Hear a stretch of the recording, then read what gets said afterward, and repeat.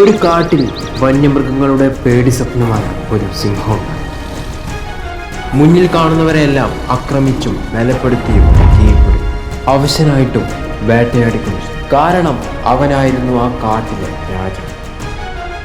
അടയാളപ്പെടുത്തുക കാലമേ, ഇത് ഘടികാരങ്ങൾ നിലയ്ക്കുന്ന സമയം. സെന്റ് പീറ്റേഴ്സ്ബർഗിൽ സിംഹരാജാവ് എഴുന്നള്ളുന്നു.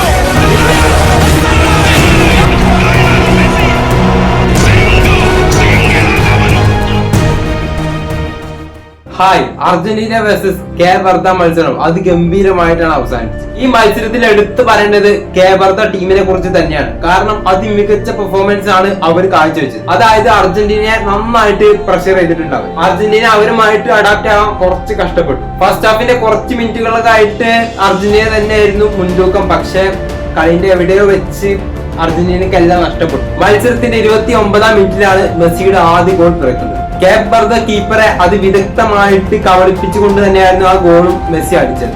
ആ ഗോളോടെ ലയണൽ മെസ്സി വേൾഡ് കപ്പിൽ നേടുന്ന 20ാമത്തെ ഗോളായിട്ട് മാറിയത്. പക്ഷേ 59-ാം മിനിറ്റിലാണ് കേപ്പ് വെർദെ അർജന്റീനിയൻ ഡിഫൻഡർമാരെ പിഴവിൽ നിന്ന് ആ ബോൾ കൃത്യമായിട്ട് വലയിലെത്തി.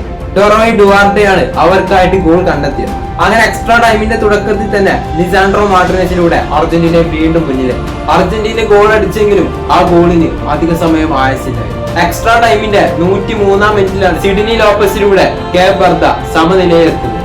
പക്ഷെ അതിനുശേഷം നടന്നത് വൻ പോരാട്ടമായിരുന്നു ഇരു ടീമും കാഴ്ചവെച്ചത്. അങ്ങനെ 111-ാം മിനിറ്റിൽ ക്രിസ്റ്റ്യാനോ റൊമേറോയുടെ ഒരു ഹെഡറാണ് അതൊരു ഹോൺ ഗോളായിട്ട് മാറിയത്. ആ ഒരു ഗോളോടെ അർജന്റീന ഈ വിജയം ഉറപ്പിച്ചു കഴിഞ്ഞു. പക്ഷേ ഈ ഒരു മത്സരത്തില് തുടക്കം വെച്ചത് ലിയോണൽ മെസ്സി എന്ന ആ മാന്ത്രികൻ തന്നെയാണ്. അതുകൊണ്ട് തന്നെ ഫുട്ബോൾ ദൈവങ്ങൾ അയാൾക്കൊപ്പമുണ്ട് എന്ന് ഈ കളിയിൽ വീണ്ടും തെളിയിക്കും. ഇനി അർജന്റീനയുടെ അടുത്ത മത്സരം ഈജിപ്തുമായിട്ടാണ്. അപ്പൊ എന്തായാലും അതിന്റെ വീഡിയോ ആയിട്ട് ഞാൻ വരുമെന്ന് ഞാൻ വിശ്വസിക്കുന്നു. സോ അപ്പൊ എന്തായാലും ഈ ഒരു വീഡിയോനെ കുറിച്ച് അഭിപ്രായങ്ങൾ ഒപ്പീനിയൊക്കെ താഴെ കമന്റ് ചെയ്യുക. വീഡിയോ ഇഷ്ടപ്പെട്ടാൽ ലൈക്ക് ചെയ്യുക, സബ്സ്ക്രൈബ് ചെയ്യുക. അപ്പോൾ ഓക്കെ, അടുത്ത വീഡിയോയിൽ കാണുന്നതായിരിക്കും. എല്ലാവർക്കും ഗുഡ് ബൈ.